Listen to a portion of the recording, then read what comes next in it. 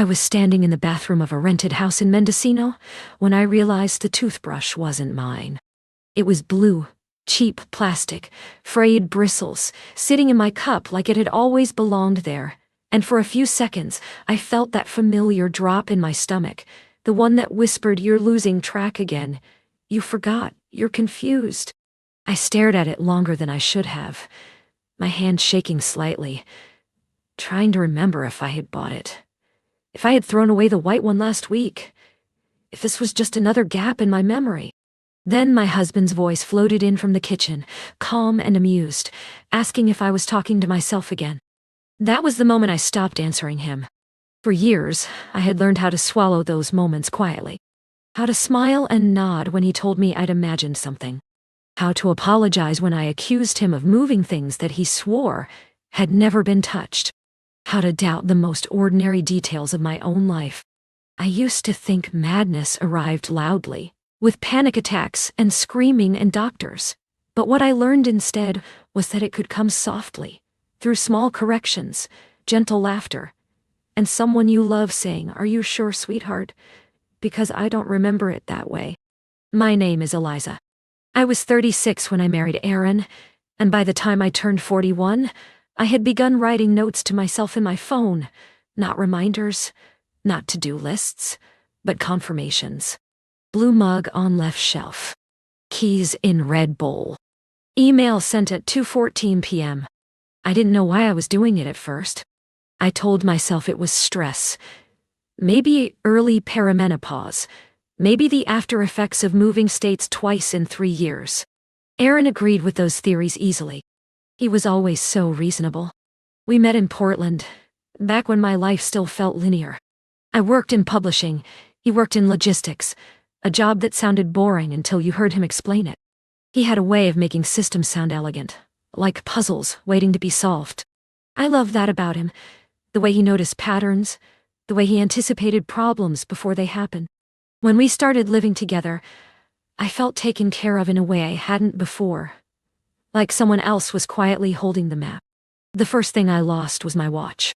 It was a silver analog watch I'd worn for years, a gift from my sister, nothing expensive but familiar.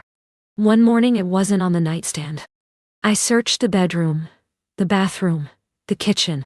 Aaron watched me calmly from the doorway, sipping his coffee, and finally said, "You probably took it off somewhere else, you're always doing that." I laughed, embarrassed, and agreed. I found it later that evening in a drawer I never used. He said, "See, mystery solved," and kissed my forehead.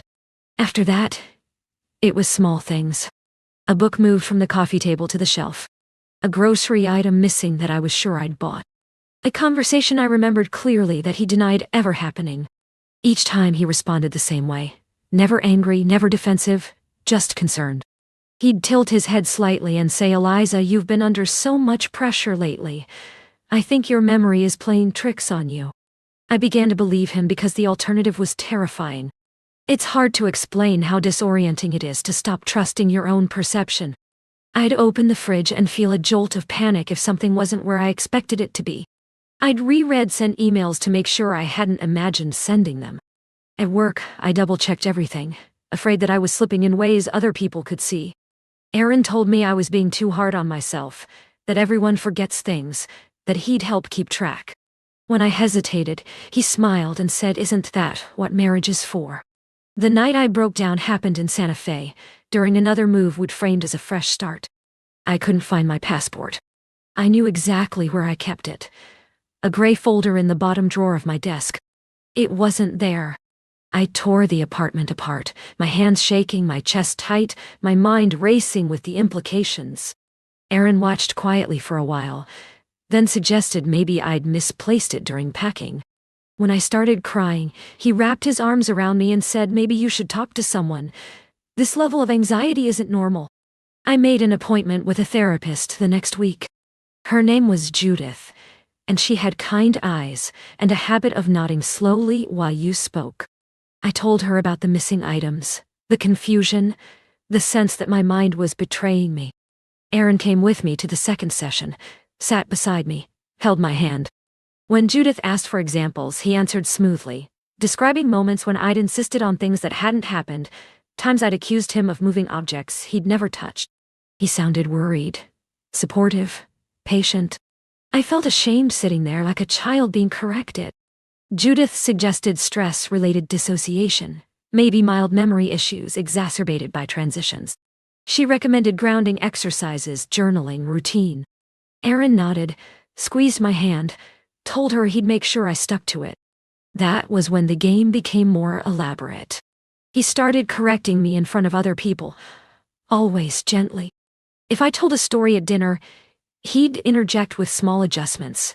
That was actually Tuesday, not Monday, or you're mixing that up with the trip we took last year.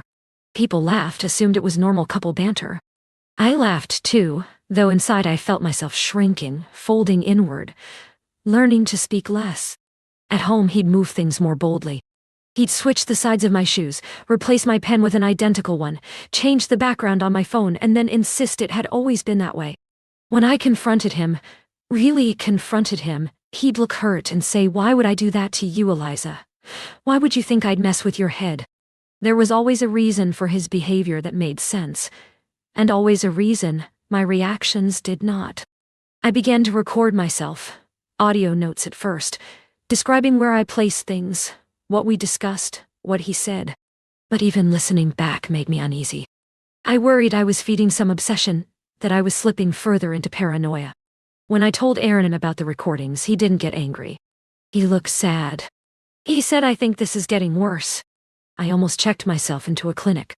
The turning point came by accident, which is still the part that unsettles me the most. It wasn't a dramatic revelation, just a quiet inconsistency that didn't fit his pattern. We were staying in that rental house in Mendocino, the one with the fog that rolled in every evening and the creaking floors. Aaron had gone out to buy groceries. I was alone, making tea, when I noticed the hall closet door slightly open. Inside, behind the coats, was a small cardboard box I'd never seen before. I didn't feel panic then. I felt something colder, more focused. I pulled the box out, sat on the floor, and opened it. Inside were objects I recognized immediately. My old watch. The white toothbrush. A scarf I'd lost 2 winters ago. But there was something else too, neatly stacked at the bottom, a notebook with Aaron's handwriting on the cover. It took me a long time to open it. The first page was dated 4 years earlier. It listed my routines in careful detail. Where I placed my keys. How long it took me to notice when something was missing. My reactions ranked on a scale. Confused. Anxious. Defensive. Apologetic. There were notes about timing, about escalation, about when to reassure and when to deny. One line made my stomach turn so violently, I had to put the notebook down.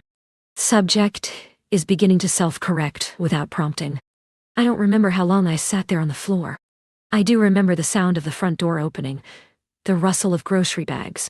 I remember sliding the box back into the closet, my hands steady in a way they hadn't been in years. When Aaron came into the kitchen, I smiled at him. I said, "Did you find the oat milk?" And my voice sounded normal, which terrified me more than anything else. That night, I didn't confront him. I didn't cry.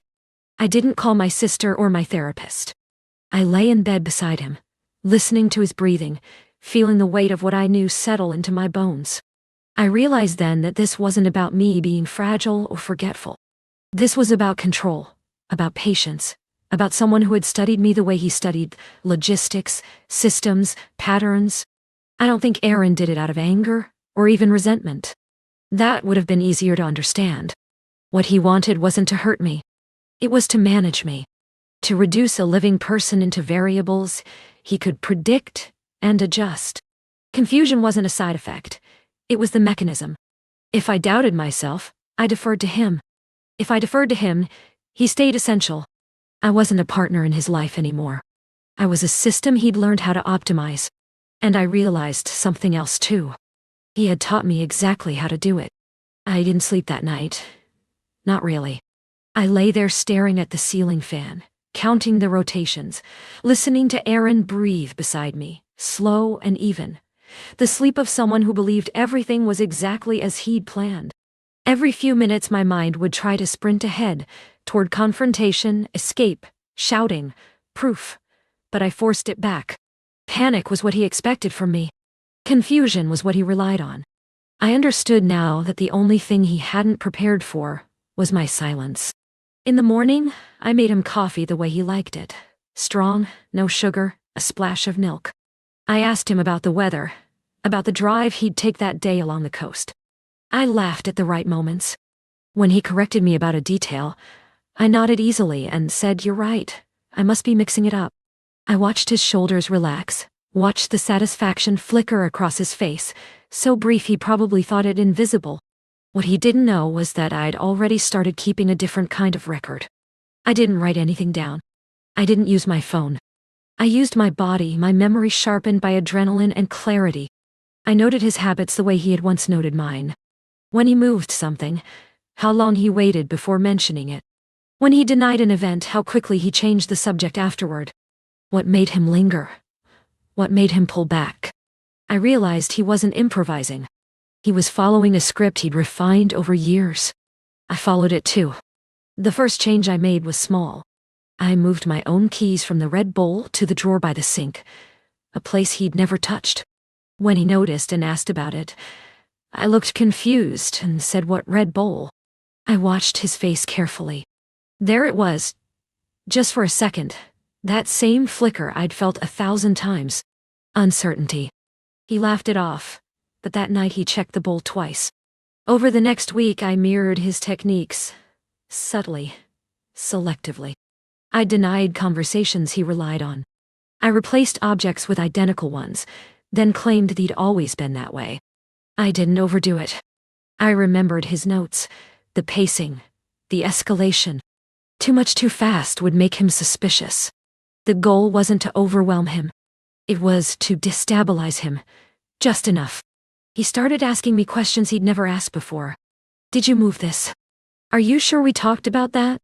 His tone was light, joking, but his eyes were sharper. I responded the way he always had, with concern, with softness. "Aaron, you've been working so hard lately. Maybe you're just tired." I could see him swallowing his irritation, forcing a smile. We were both pretending now. One afternoon, while he was out hiking, I went back to the hall closet. I took the box and the notebook and hid them in the trunk of my car, beneath the spare tire. I didn't feel triumphant. I felt methodical. I understood something then that I hadn't before. That anger would only cloud me. That revenge didn't need to be loud to be effective. That evening, he couldn't find his wallet. He searched the house quietly at first, then with growing agitation. I watched him from the couch, my heart steady, my face open. When he finally asked me if I'd seen it, I frowned sympathetically and said, "Maybe you left it in the car. You're always doing that." The words tasted strange in my mouth, familiar and bitter. He found it later in the freezer. I don't know how long he stood there staring at it before he closed the door. He didn't mention it to me. That was the part that told me everything. He didn't accuse me, because accusing me would mean acknowledging the possibility that he was no longer in control. Over the next month, his behavior changed. He became more attentive, more anxious, checking in on me constantly. He suggested another move, another fresh start. I agreed easily. Inside, I was already planning my exit, my timing. I wasn't interested in exposing him, in dramatic reveals or public reckoning. I wanted my life back, intact, my sense of self preserved.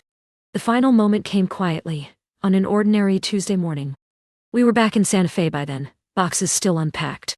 Aaron stood in the doorway of the bedroom, holding my old watch. The silver one. He looked genuinely confused. He asked me where it had come from. Said he'd found it in his work bag, and couldn't remember how it got there. I took the watch from him, turned it over in my hands and said, "I gave it to you weeks ago. Remember, you asked to borrow it because your phone battery kept dying." I watched his face closely. There was no flicker this time. There was something else. Fear. He didn't argue. He just nodded slowly, like someone trying to keep their footing on shifting ground. That afternoon, while he was out, I loaded my car with what I needed. Documents, clothes, the notebook. I left everything else behind. I left no note. I didn't owe him an explanation. The last thing I did was place the red bowl in the center of the empty kitchen table, filled with keys that weren't his. I drove until the sun went down, then kept driving. I don't know what story he tells himself now. I don't know if he ever admitted what he did, even privately. Sometimes I wonder if he still believes I was the unstable one, that I simply disappeared into my own confusion. Maybe that's easier for him. For me, the truth is simpler. I was never broken. I was studied, adjusted, tested, and when I understood the rules of the game, I chose to stop playing. Sometimes when I misplace something now, I feel that old flicker of doubt. But it passes quickly. I trust myself again.